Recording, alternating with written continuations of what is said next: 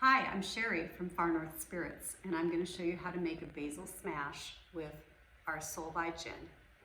Super easy.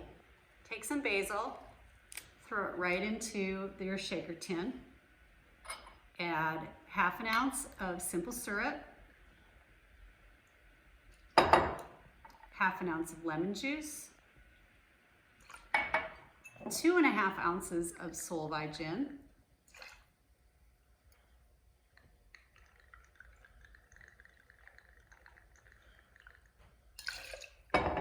and then add a scoop of ice. And then you want to shake it for all you're worth.